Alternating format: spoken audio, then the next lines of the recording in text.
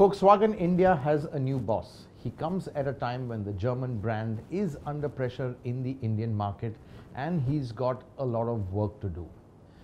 Steffen Knapp, new brand director, welcome to India. Thank you. Mr. Knapp, what's your first task at hand? So my first three objectives I set myself are three, actually. So the first one is to get to know my team.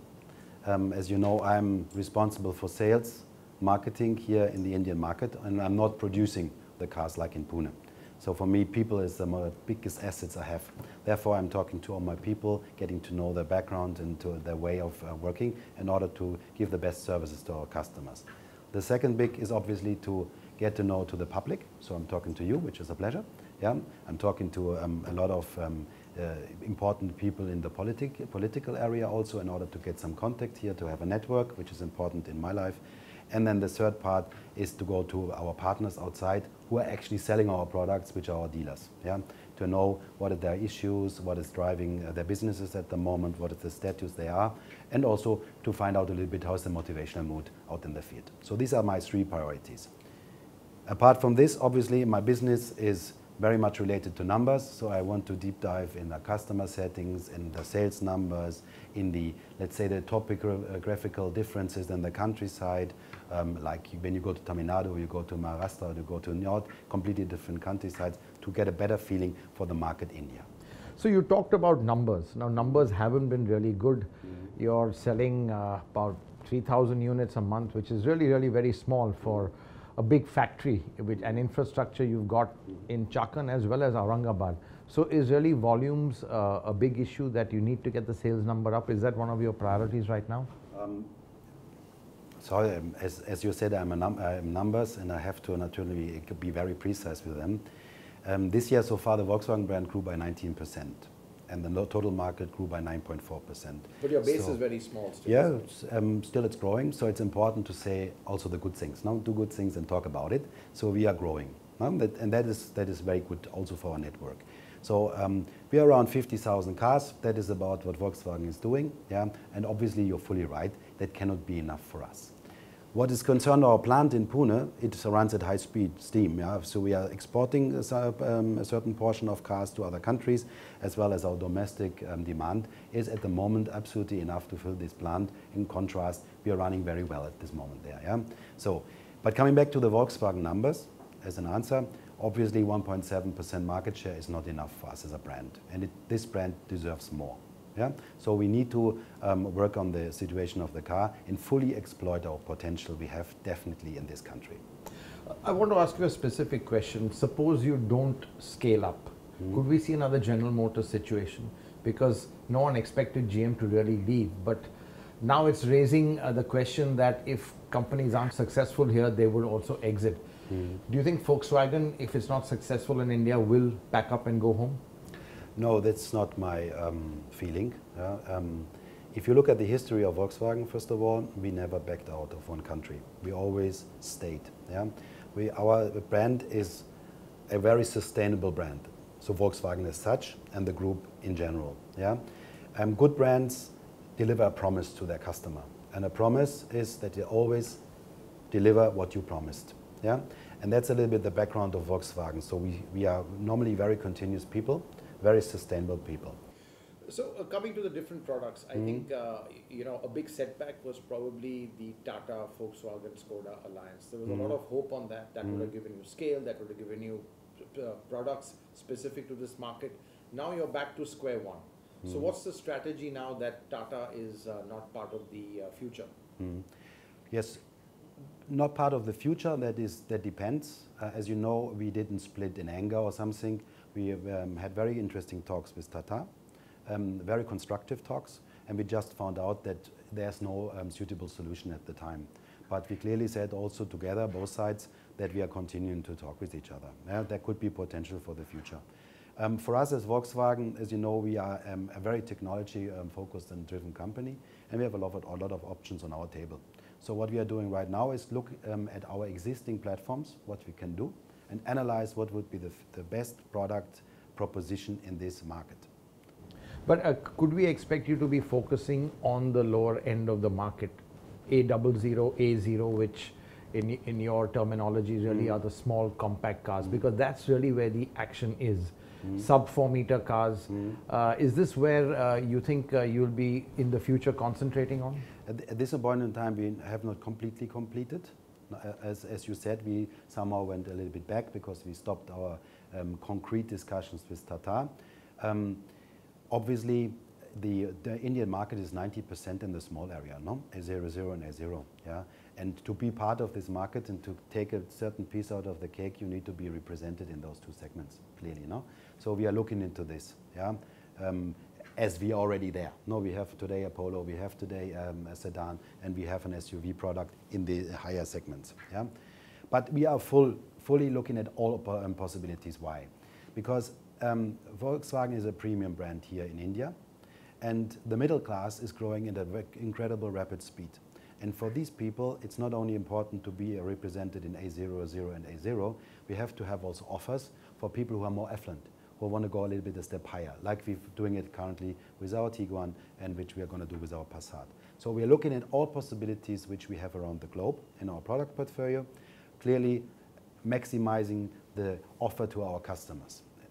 But one thing about the Volkswagen brand is, you know, it's premium, but even Volkswagen has a genuinely high cost structure, which sometimes is a challenge in a very low margin, low cost structure market like India. Do you think that's really one of the big challenges, profitability, and the fact that you have to conform within certain specifications? Is that one of the biggest challenges? That's one challenge, obviously. But on the other side, that's a big opportunity for us also, no? Because if you look at the Indian market today, as far as I can tell this after 4 weeks being here in the job, there are customers willing to pay the money. And safety is something which is, for instance, coming up very, very fast, at least in our studies, very important for our customer base and for the Indian customers. So you're using safety as a differentiator? Yes, safety is definitely a differentiator of our brand. We have in all our cars 2 airbags minimum, yeah, available, and the feedback of our customers is a very positive one, that they feel safe in our cars, and they can, because we are absolutely focused on this. So higher cost base, right, but at the same time also the willingness of our customers to spend a little bit more for high quality, safe and very nice cars to drive. Yeah, so this is, at the end of the day, it's obviously a balance we have to find in order also to be profitable in this marketplace. But on the other side, it's a prerequisite for our brand as being perceived as a premium brand, and also to give a differentiator to our customers out here in the Indian market. So product is on one side, there's a premiumness over there. But you know, to be honest, on the service side, you've got companies specific like Maruti, who've got a wide service network and a very good service network. And Volkswagen seems to have fallen back in terms of customer satisfaction at the dealer level. Is this one of the priority areas for you to really ramp up the quality of the dealer network? There I can tell you good news. Yeah, we had a major jump in our internal reports in terms of customer satisfaction. So our dealers are doing actually a great job on this. You're right, we have a much smaller dealer network, but that is also an advantage on a couple of reasons. First of all, that is better for our profitability of our partners, because normally it says in Europe, you say there's no such thing as the competitor next door, which is my biggest problem of the same brand. It's not fragmented.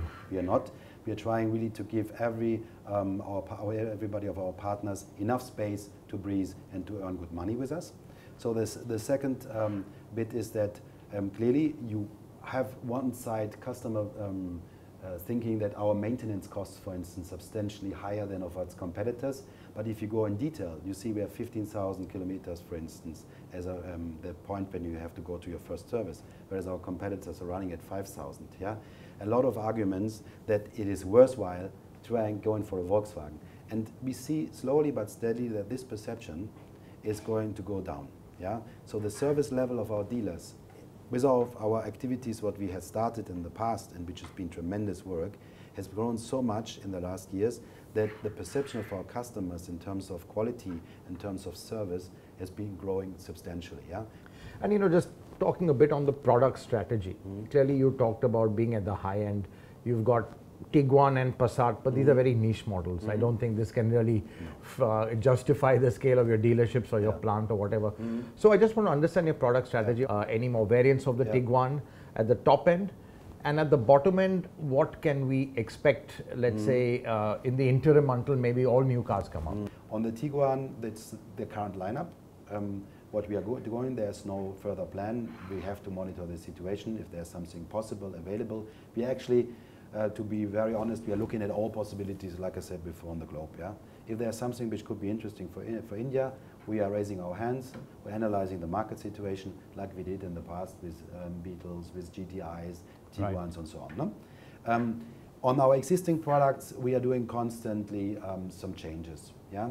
That is also from my point of view, one of the assets of the brand of Volkswagen is this evolutionary approach. We are not going radical jumps and downs. We are constantly improving our products. No? So now we had, I think, the model year change in week 2032 in our plant. And for instance, we have a complete new audio system in our cars, no? So which is a big touch screen and so on.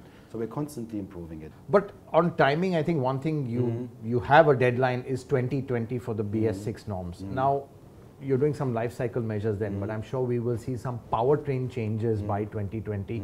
I think there's a new 1 liter 3-cylinder engine you're developing, or a 1.2 for the Polo, and I think maybe diesel will go in 2020 because you don't want to go the DPF alone route because the margin is too little. So any comment on the powertrain strategy?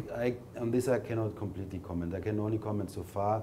We fulfilled always the emissions of the countries, in this case also India, the BUT 4, no? And BUT 5. We did. In all the world, we are always completing these emission requirements. Yeah, so we are. This is absolutely a prerequisite, and obviously is also a prerequisite for 2020.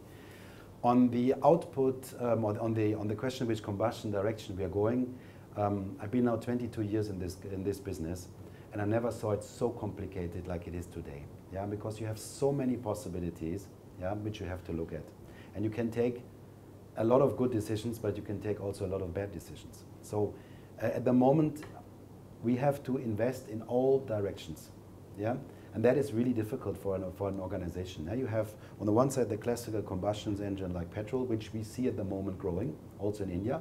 So we substantially shifted our mix already here in the market. No? So our market, like in Apollo, we are selling 72% on petrol. Yeah, so the customers already move into this direction. But then you have on the other side, you have the fleet business, the corporate business, how you call it here, where you are predominantly in diesel still, yeah, and you have competitors still looking into diesel markets. So you have to go also this route in a way, yeah, because it's still important in this country, no? And then you have the clear statement from the government to go in 2030 into electrification, yeah. Of course, there's been some groundworks to be done, but there's a clear statement, yeah. Then you have the CNG bit of the cake. And this is such a wide, let's say, freedom of choice at the moment, which makes it extremely difficult for us to plan. Yeah? So we are looking in all directions. We are looking, and that's part of our product plan. We need to be, once again, to be completely spot on for the Indian demand, yeah? But not losing the scale for other potential businesses. Yeah? And that makes our life, I can tell you, not easy. Yeah? Because these are always, as you know, you've been so long in the business, billion decisions. There's a lot of money in place. And you could make a big mistake going completely out of one combustion direction. And we are a mass manufacturer, so we need to be present in a lot. We are not a small niche manufacturer, therefore we have to somehow be present in a lot of areas. Yeah. And just, a couple of last questions. The electrification plan, obviously the government has made a strong statement. Whether it's possible or not is a different issue at all. They've just made the statement. What is Volkswagen's view on e-mobility, especially at the budget end, because that's really where it's very difficult to come at the right cost and compete with the traditional powertrains? Yeah. Personally, I'm not relaxed, but I'm very happy to say that my company I'm working for is very well prepared in all electrification directions. So that is a little bit, we are now in 2017, and in 2030 there's quite a way to go. We have to develop certain models in this market where I see there is coming a future. So that is a little bit the framework we have to look into it, yeah, because then low-end electrification is also a feasibility, yeah, because you go over monthly installments and different financing models. So this we have to look at.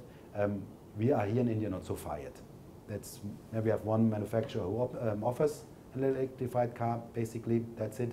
And we have no big infrastructure. We have some interesting models and ideas, but there we still have to go one way. But my experience, after 4 weeks in this country, it can be very, very fast.